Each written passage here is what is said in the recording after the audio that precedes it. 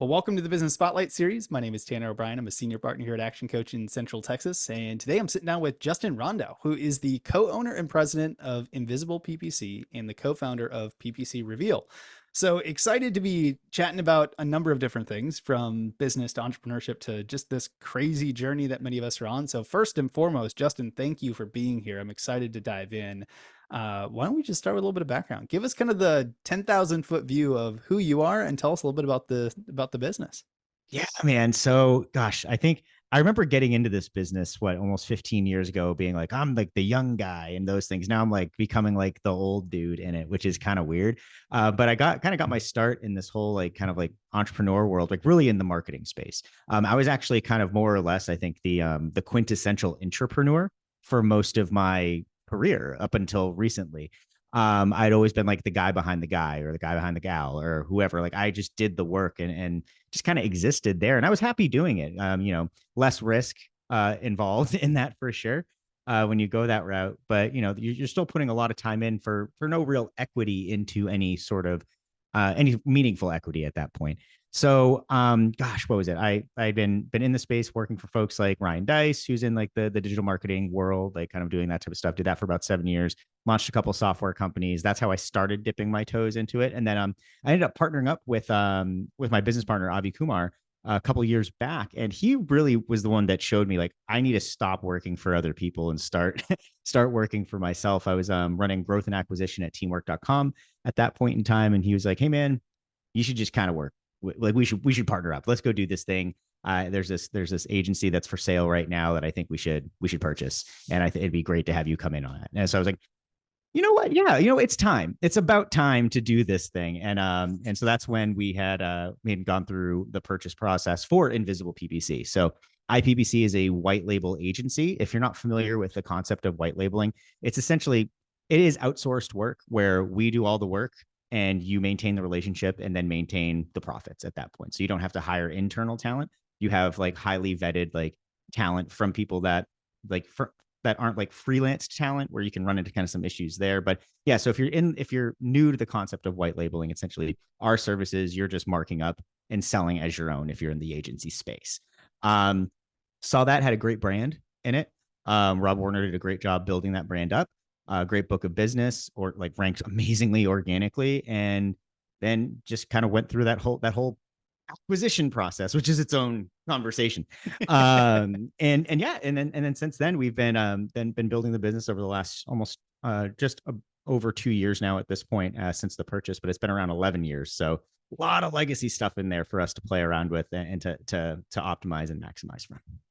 Oh, that is so cool. There's so many things in there that I just want to double click on and go a little bit deeper with. But the first one, let's start with a pretty simple, just generalized one. Then we'll kind of dive into a few other things. So being a part of this business now, growing it over the last couple of years, I'm curious for you and what does your role look like? How many different hats do you Yeah. get to wear in the business day? We'll use that positive Yeah. framework of get to wear, but what does that look like for you in the business? Yeah, so we kind of broke up the business into a few key departments. Like I live in everything that's kind of like marketing, sales, growth area. And so like I run those teams. Fortunately, we have a more mature business from acquiring it and from previous business that my business partner had, where we had kind of the staff in place and a lot of those other things. So we have skilled people in those positions. So it's not like, hey, I have this idea now I have to go do it all myself. But I'm still running a lot of like I think strategy and ideation still. I mean, first thing I did when we bought the business was I started taking all the sales calls. First thing Mm. I did. I take maybe 5% of them still because I'd like to know what the heck's going on and what people are talking about. But I'm kind of running that like everything from people learning about the brand or finding us via ads, content, anything along those lines, all the way through the close process, and not just getting someone who's like, hey, I want to pay you like to use your white label case studies and become a partner. It's like it's our responsibility not just to get them into partnership, but then also to get them to sign their first client with us. So Mm. that's that entire process is kind of run by me at that stage. Very cool. And so let's talk about this process of buying a business, buying into a business rather than just starting something from scratch. That's one of the things I love about, this conversation series is I have the ability to talk to, founders that just are in their startup phase and moving through that, and then talking with, legacy owned businesses that have been around for a long time. And I don't think there's enough conversation around the process of buying an existing business and being able to grow it from there. So what led to that choice versus starting something Mhm. for your own? Starting from scratch takes a lot of time and is very expensive. It's just you pay that expense over time, right? If you have the cash flow and the ability to invest in something that makes sense for your kind of like your overarching goals, like for us, we were in the service space. What better way to not only just help us on our own fulfillment side of things, but also have another service offering than to get a to own one of the biggest white label agencies in the space, right? That was really the thought process there, where we're like, hey, like if we wanted to build this on our own through trial and error, we would spend much more money and much more time trying to figure this out. Why don't we just get the client base, get the SOPs, get all the technology required to do it, and then just run it? So that was really kind of the process there. Because could someone spin out like a white label agency on their own? Absolutely. Will they be able to hit growth targets that we're able to hit because we have a mature business that now has a new perspective and new kind of like growth ideas and kind of just new management kind of running this thing? Absolutely not. They're not gonna be able to outpace us at that point. So yeah, that was kind of the overall rationale. I love it. And I appreciate you sharing some of that because, like I said, I think it's an important area for many to consider if they're in business or thinking about being in business. So when y'all purchased it, you got into this business, started growing it. So you mentioned taking over all the sales calls. Yeah, it's one of the first Mhm. things that you did, and then eventually kind of graduating out to doing about 5% of it today. What were some of the areas that you saw were tremendous opportunity as where you could kind of use your skill set and your knowledge to be able to improve, whether it be the process or the types of clients it goes after, or whatever those is? What were the opportunity areas that you saw that allowed you to continue to grow the business? Some of them are opportunities and some of them are mistakes. So and I'll share both. Uh, the the first thing that we recognized is actually we held off doing any sort of major growth initiatives for the first maybe 3 to 6 months. What we wanted to do was better understand like the customer base and understand the process and like what they liked, what they hated, what like outside of like your initial due diligence. Like they're like once you're in, now you're in, and so you're getting everything, good, bad, ugly, otherwise. And we had realized that there were some significant opportunities on the operation side of things.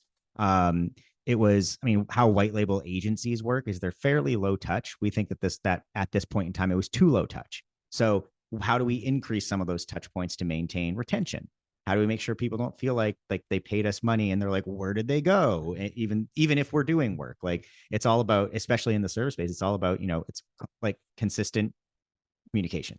If you're doing those Mhm. things and you're getting results, or you're explaining how you can be getting results and the timeline for that, then you're just going to win. So we had to figure out like and really audit all operations and expand all of that stuff. So that was stage one. Once we were comfortable with that, then it goes into okay, let's just turn the growth arm up. Where we made a mistake, and this is critical, especially like if anybody's listening that's an agency owner. Why everybody says niche down is because it freaking works. Like you need to be niche down in terms and hyper targeted and focused. Where we screwed up was we were like, hey, like we have some of the best Google ad experts like in the business working for us. So we know Google ads. Yeah, we do. Yeah. Okay, cool. So we can take on any Google ads account, right? Yes. Wrong. No, we can't do that. And for a very particular reason. The white label space, like margins for us, like are kind of they're kind of tough because we can't charge too much where it cuts into the other agencies' margins. But and if you're getting into all possible permutations of a Google ad, like now you're doing like Google Shopping, Google for SaaS, Google Local, da da da da da da. It's it's not you're not going to be able to learn enough, or you'll be spending too much time on stuff you're not that good at, and everything else kind of suffers, right? Mm. So we had what we call smart niches. There are 64 of them. It's actually one of our best lead generating devices we have. It's based off our own internal database of people we worked with in the last 11 years. And so we said, okay, now that we sold a lot of people on Google Ads, it didn't go as well because we were taking like people in like the ERC space, like realtors and just stuff where it's not really designed to work. We kind of got back to basics that we will only take people in these 64 niches. That is it. And they are all kind of in that like service space. So like plumbers, dentists, chiropractors, med spas, roofers, like name it. We have 64 of them that we've named out. They're all people that you don't necessarily need to do the best, but you need to be the first. And you need to answer your phone. But that's what we really realized, and we're doubling down on that. So we pulled out of taking on any new clients that are outside of those niches in the last like 6 or so months, and we expect it to be harder on the sales team because they're going to be DQing probably significantly more people, but that'll help us on the targeting side of things. But way easier for people on the operations side of things. And if they're able to kind of like do what they're supposed to be doing, that means the client's happy. That means their end client's happy, and that means we're going to retain them for so much longer. And in the agency space or any space that is banking on monthly recurring revenue of any kind, retention is key. Acquisition can come actually second to that. So yeah. Absolutely. That's such a good point. And especially if you run into that issue of, the churn rate starts to go up and your acquisition rate doesn't Mm-hmm. quite keep up with that, that can be a very quick turnaround in that Yeah. business. So I love the focus on retention. Before I want to ask some questions around marketing because it's a brilliant topic, and as you may know, it's not always the topic that everybody in business is very good at. We'll just state it that way. But before I do, I want to kind of double click into a little bit more about the businesses that you serve and the services that y'all provide. So for some of those niches that you had mentioned, kind of dive into one. Just kind of give us what's it look like when you reach out and you're working with a business. Like what does that look like for them on their end as a client?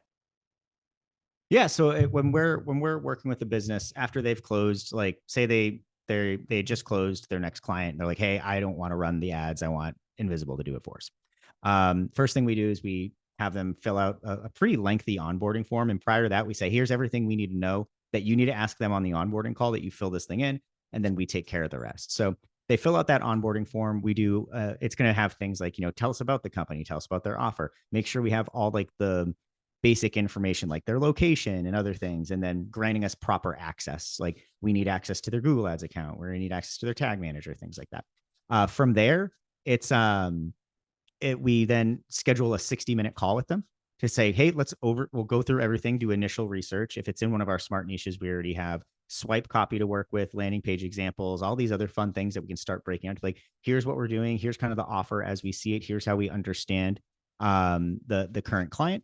Is this all accurate to you? Yes, great. Then we start building. So we do all the campaign architecture, write all the ads, we do all the QA testing, build them the landing pages. If they're running remarketing ads on the Google Display Network, we design those for them, build a reporting dashboard, and set them up with like click fraud protection and all this other stuff. Just pretty much once they've signed the client and they've filled out that form, they don't have to think ever again about ads. It's done. And then once they goes live in about 6 days. Then we go into monthly management mode. And I can say this almost with certainty that we're the only white label company that is in your ad account every day. I don't think anybody else can say that, but it comes down to how we structured like the business and how we structured the teams. So yeah, we just kind of get into daily checks that are reactive, and then kind of more proactive weekly checks based off of benchmarks. And we do weekly cadence follow-ups, and then monthly required calls. So that's the key. Like when you're in this business, people are thinking, no news is good news, but no news is never good news in the agency world. You are now just a number on their P&L and can easily be replaced. So we do require monthly catch-up calls, and we won't take clients on who are unwilling to do that. I love that. Absolutely love that. So let's double click into marketing. I'll just start with the generalized question, and I'll let you kind of Yeah. answer it how you want to, and that'll frame up the rest of it. But what would you say is your philosophy behind marketing? Mm. Um, you need to stay top of mind without being like, you have to be underly aggressive top of mind is, I guess, if I were to name it, because you don't want to come off as somebody desperate or somebody that's just kind of just being that like a nuisance. So you need to be making sure that, but you don't also want to be forgettable or forgotten, right? And so you have to kind of make that balance, and that's really going to come down to, like making sure you know like where your client base hangs out or where your prospects hang out, and then working accordingly. So for us, most of our people are on Facebook and LinkedIn. So we're in a lot of different Facebook groups that we're just active in, commenting, making sure that people see us. We make sure we go to any of the niche industry events that we need to be at.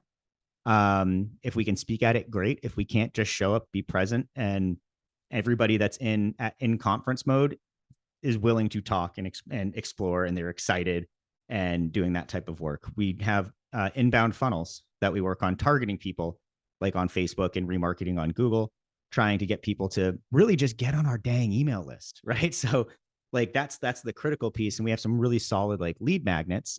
So something that you give them a piece of content that's worthwhile in exchange for some information that's worthwhile to you. It's just, like information currency at that stage. We have several of those, and our funnel generally works. Hey, we have this smart niche sheet. You should get it. If you're in one of these niches, we should work together. If you're thinking about getting into one of these niches, we should work together. Our best indicator that someone's going to become, at least jump on a sales call for us, is our 33-minute free course. That's just how do you sell PPC to clients. I think, what is it? I think 9% of the people who take that book a call with us. So it's a pretty good take rate there. And then we stay top of mind in the inbox. We send a weekly newsletter out. It's called The Blink. It's actually going on its second year right now. So that's been really fun to write. But that's an opportunity for us to show thought leadership, show up in the app everybody has on their phone, email, and to also give us a chance to remind them about something, whether it be like, hey, we have a webinar coming up, because we do monthly webinars, or I like calling them live trainings. Webinars sound meh, but we do all sorts of things to make sure people know that we want to provide value. But the big thing for us was to understand who we are, what we sell, and who we go after. And then obviously what we're not. What we're not is a like agency training company, right? The previous owners did lots of paid trainings where it's like, hey, here's your agency kickstart, here's this, that, otherwise. And I get the philosophy behind it, and there's a lot of money to be made in information products. I worked for an information product company for 7 years, and I ran it for 2. So there's a lot of money to be made there, but it's not who we are. We're the people who get things done for people who need something done well, right? So we cut all paid trainings out and focused everything else on, hey, if we can get all this content out, help people out, stand out with this type of stuff, then when they have a client ready to work with us, perfect, we're here. So that's my general philosophy for it. I love it. And for many of the business owners that are listening right now, and with your experience and expertise really in pay-per-click and kind of building the funnel out from a digital advertising side of things, um, I heard you say a few things, and one of them was, just get people onto the dang email list so that you can Yes. remarket to them. You can continue to stay top of mind in different ways in your own database. And we've talked to many business owners, and there's a lot, maybe not a lot, but there's a good chunk of them that think I got to run ads and sell something, or I got to run ads and book a meeting, versus I got to run ads to get them to do something that gets them onto the database, and then I can flood them with emails and remarket to them and do X, Y, and Z. Can you talk a little bit about that for the business owners that this is kind of new to them? They need to get into this space, but they don't know as much. Why is it important to have that opportunity to just get them into a database where you can continue to build relationship over time? Yeah, I mean, the fact is, like, only like what is it, on like digital purchases, digital conversions, what like best in class, let's just use e-commerce right now, is like 2%, right? That means 98% of the people that visit your website won't buy from you immediately. They just won't. So do you just want to call it quits? Like, do you just want to call it quits then? Do you think that it's like 2% enough? It's absolutely not. And just because someone's saying no at a given point in time isn't mean they're saying no forever. They're just saying not yet until they give you the hard no, which you'll get via email. So the idea is find a way, like if they're not going to purchase, like one thing I recommend if you're selling things online, when like you're using like some sort of like cart or whatever, use two-step carts. I used to say to do the one step forever because it had less friction. But on the two-step cart, what you can do is you can have them fill in their information and make sure you get their email address on that one. And so if they abandon on the second step, you can do an abandoned cart email, and then you also have them in your email database, right? I think the completion rate or the drop off rate from a two-step cart in comparison to someone purchasing on a one-step is negligible. So it doesn't matter. And in that case, you're also getting their information. So if you're also of the mind, hey, I'm paying for ads, need an offer, paying for ads, book a meeting. If there's an interstitial step, then you're also to have more at bats to get to book that meeting, right? To get to give that offer, right? So that's why it's so incredibly important. And you don't want to just get someone onto a database and just be like, hey, they're on it, we're done. You're not done. You're not done at all. You need to be making sure that you have a cadence in place to remind them who you are and to kind of grant you the right to ask for something. Excuse me, grant you the right to ask for something from them at some point in time. So that's why it's so incredibly important. The vast majority of people won't buy right away, and you want more at bats. Best way to do it, I don't care what apps are out there, what anything, the best way to do it is with email, like without a doubt. And it's an asset. An email list is an incredible asset for your business. Like that was a factor into like why we purchased Invisible. They had a decently sized email list that was all like pretty well put together and top of mind. Like it wasn't a stale list by any means. So that was another factor there. That's brilliant. I love it. Before we kind of look to the future, I want to take one small step back and ask you, when you look at kind of this journey so far, and you've kind of already mentioned one mistake that you've made, but is there any other kind of roadblocks or hurdles that come to mind that you had to overcome that's allowed you to continue to get where you are in business today? And there's so many. Like it's like just trying to pick one's hard. It's not easy. If it was, everybody would be doing it, right? There is a level of just there's just so many different things. I think the hardest is kind of like when to go all in with a bet or not. And there's been plenty of times where I was like, like we should have probably gone heavier on that, right? Where it's like, ooh, I should have sponsored, maybe pushed earlier on with like like this one company that like now they're exploding. I was like, I should have gotten more in on the ground floor with them, done a little bit more. Now it's even harder for me to get kind of like on things with them, which is kind of a bummer, but they're awesome anyways.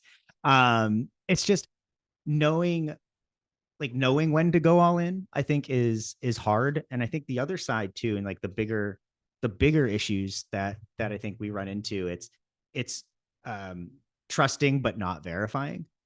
Mm. um you want to trust your people, you want to give autonomy, but sometimes like you need to just do simple random samples of stuff to be like, is this actually what's going on?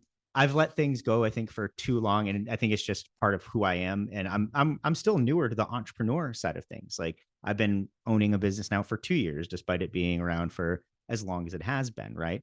And I think for me, I've always been if someone says they're going to do something, they're going to do it to the exact caliber that I expect me to do it, or I expect the team member to do it. And sometimes stuff just falls through. Like you can't expect anybody on your team to care as much as you do about your own business. And if that's a level of buy-in that you want from them, then let them buy in.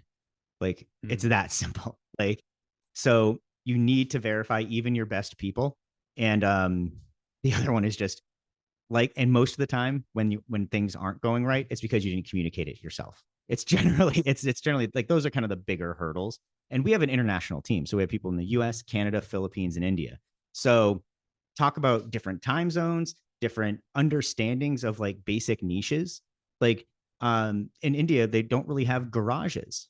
So if we have a niche for like garage door repair, we have to kind of like, okay, now we need to make sure that we're teaching them and talking through like these businesses because they don't regularly see it, right?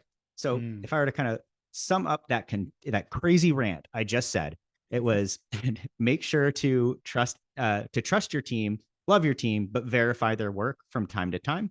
Um, Make sure that you're communicating clearly, and then like exit within with what are the action items and everything. It's like close with clarity at the end of every meeting, right? We use Mm. EOS, we use the entrepreneurial operating system and all of our stuff to make sure we're doing that. And the other is don't expect them to have the same amount of buy-in unless you let them buy in, and that's that. Beautiful. I love that. So, where do you see things in the next 3 to 5 years? How does the business grow? How does your role within the business change? What's the vision for the future here? Yeah, man. There's really exciting stuff coming down the pipe. We have a few cool ideas that we're kind of playing around with. The first being like we have a lot of first party data from running Google ads for so long. I think we've spent over $174 million on ads, and over that period of time in very concentrated niches. So we started building internal tools to like further optimize like our processes, and that's where PPC Reveal came from. It was a competitive intelligence tool for like seeing what people were searching for in particular locations. So say for instance, you're in the plumbing niche and you're working in kind of like the South. So you're covering like Texas, Georgia, those types of spots. You would just run hey, here's my top five, like kind of like general plumbing keywords. And then you say, I want to see it in Texas, and and I want to cover that for like a week. It's going to show you a week's worth of searches because we do the actual searches versus doing like any sort of modeled data. And it shows like, hey, here's the examples of the ads. Here's where they're showing up. Here's the advertiser's visibility during this. Here's what time these things are showing up, and all sorts of like really cool stuff like that. And that was used just internally. And they were like, hey, we can sell this. And it actually got a really good kickstart. But that's just kind of like step one for us. We have all this internal data where we can start saying, hey, like we know the ad copy that's working best. We know the offers that work best. We know the keywords that work best. We know the keywords that don't work. We have the SOPs in place to flag if an account's set up correctly and when it's not. How do we start putting those types of things together as our own centralized unit that we can use to be better at white label and better at just agency services? And then why can't we give that to people as well who don't want white label services but want to be as good as us? Right. So we're doing this very like it's almost like concentric circles with what this Venn diagram is for what we're building out. And then in addition to that, we do believe the niche agency space is where it's at. And so we want to kind of prove that over the next year. One of our goals is to spin out just a particular niche agency that focuses on like one niche and grow it to 1 million in less than 12 months. That's the goal. And it's going to use all of the same mechanisms that we've kind of like shared with our partners. It's going to utilize our tech on the back end and the reports from that tech to do all the prospecting for us. So kind of doing a little challenge for us going into the new year to see what we can build. So a lot of fun stuff going on. That is awesome. That just gets me excited. Like that's like game changer for many businesses out there that just need to. It's hard to figure all this stuff out, and if you can just use all the stuff that's there and all the data that's Yeah. there and have providers that can provide it, it's amazing. So I do want to be respectful of time here. So Justin, I've got a few kind of rapid fire questions I'd love to kind of shift into here, but these will be just kind of fun. First one, when you look at your journey over the last 2 years and even beyond, before buying the business and continuing on from there, what would you say for you has been your key to success? Gosh, I think it's shipping, no matter what. Like always shipping something. I think so. There's two things. I think always be curious, and don't strive for perfection. And like granted, like don't be kind of like haphazard and like lazy and those types of things, but like just get something out. Like we're our own worst enemy when it comes to trying something new. And when you're trying something new, the fact is you're gonna suck at it. So just suck earlier and then you'll be awesome later. And so that's just been my philosophy. My business partner all the time, like he says to me, he's like, man, you just kind of like, it just kind of happens. I'm like, yeah, I want to try this like LinkedIn.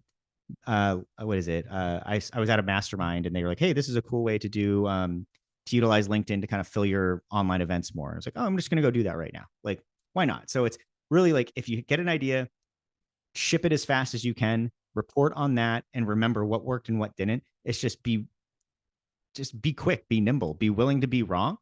And the more that you do that, the more success you're going to have. I love that. Um, Kind of along the same line, but I won't let you. I'll let you come up with something a little bit different for this one. Uh, what's one piece of advice that you give to other entrepreneurs out there? You could only give one. Could only leave one thing out there for them to take away from today. What's one piece of advice that you would give them? You're generally wasting your time on most things. Some the things that you think are important likely aren't. Like do a time audit. Like if you're feeling like you're spinning, your wheels are spinning and just you're not getting traction, but you're just tired, you're burnt out, all this stuff, you're not effectively using your time, even if you think you're the busiest person in the world and you're absolutely effective or most productive person. You're not. And like coming to terms with that and like really being okay with looking in the mirror, like you need to do like that's the big one. I think everybody thinks that like they're like, hey, I'm putting in these like 70-hour weeks and da, da, da. It's like you're not. Come on, like be realistic about it. I know there's some people that are, and props, good work there. But in the vast majority of the people who aren't getting what they want isn't a matter of like time in. It's a matter of useful time or productive time in. I love that. How about book recommendations? What's one book that either you're currently reading now, or you've read most recently, or just one that's top of mind for you that you'd recommend to the audience? Um, it's not. It's one I actually just read recently again, and it goes back to just and because really we're pushing the team to learn EOS better. It's there's either any of the EOS books you can probably just read, like what the heck is EOS? It's really short and it breaks everything down. Traction's more of like it's longer and just it's there's more to it. Between that or Four Disciplines of Execution is another one I really like. That really gets you start thinking about like goal setting, lagging versus leading indicators on things, and really just about how you can start executing at a high level. So those would be kind of the ones I'd look at. Excellent. Love the recommendations.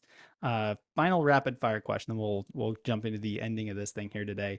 If you All had to right. choose just one area in your business, you only get to choose one, where you could take a little bit of magic dust and just sprinkle it all over that one spot in the business, and you wake up tomorrow and it's 10 times better than it is today. Where would you choose to put that magic dust? Ooh, that one's super tough. It's either going to be on. Oh, I'm like really hot on the SaaS product right now, so I'd probably say that. But really, for me, I think it would be if and I think this is more tangible than just be like make our SaaS work. I think it'd be kind of nailing down our like agency acquisition funnel. Like if I were to say tomorrow, if tomorrow I woke up and we were able to perfectly target local service business agencies, like agencies that serve local businesses, I would be the happiest person alive. It is just so dang hard to do it. Which is why it's a lot of just pounding pavement, going to events, being at these types of things because they don't make it easy to find those people on platforms. They're very elusive. So that would be the thing because if I get that right, I could sell literally anything at that. I love that. That is a fantastic place to choose to put that magic. So for those that are watching, that want a little bit more information, that want to connect with you, that want to see all of the things that y'all are up to, where can we advise them to go for more information?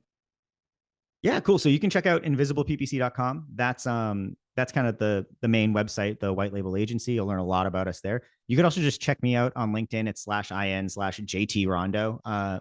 I'm semi-active there. I answer almost all my messages though. And then like every now and then I post a few good nuggets. I used to be hardcore about it, less so now because it takes a lot of effort.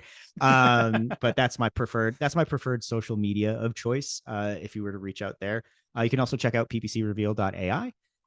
That is the product I was talking about that kind of spun out from necessity for us that we thought would be a nice to have for a lot of folks out there. And yeah, and also like our YouTube channel is getting a resurgence as well. I'll be doing a lot of live funnel breakdowns in the PPC space. My business partner's kind of jumping in there as well on some stuff. I was just looking at it. I was like, "Ooh, hey, look at these video views going up." When it was a ghost town, like we're not. Granted, I mean, we're a small channel still, but now we're actually like, hey, we should probably put some effort into this thing. So we're putting out a lot of good stuff there as well. If you're thinking content wise. Awesome. Well, I will make sure to put all of that in the video description below. So for those that are watching, make sure you go click it, go check out all of the information. connect with Justin on LinkedIn, send him a message to say, hey, saw you on the Business Spotlight. Great conversation. One of my favorite things with the Spotlight series is that, we're here in Central Texas. Let's connect business owners together. So make sure, take the time, go click, go say hi. Important stuff there. So, Justin, as we wrap up, I always like to end on one very specific question. And that question is simply, what is most inspiring to you today? Mm, man, I just got back from an event like 2 weeks ago. And what was inspiring, and it was all agency owners there, all agency owners. What was inspiring to me was just the level of excitement and optimism in that group of people of like, they, I'm in it. I'm lucky to be in an industry where people love and care about what they do so much. And that is super inspiring to me. Like just knowing that like the people who I get to so fortunately put myself around are some of the best people I think in business. So yeah. That's awesome. Well, Justin, I want to say thank you again for taking the time, for being here, for sharing a bit of the story, a bit about the business, a bit about your lessons learned, and just the wealth of knowledge that you have when it comes to some digital marketing and things like that, that I know will be helpful for other business owners out there. So very much appreciate it and want to say thank you again for taking the time. Oh, thanks so much for having me. This was a blast.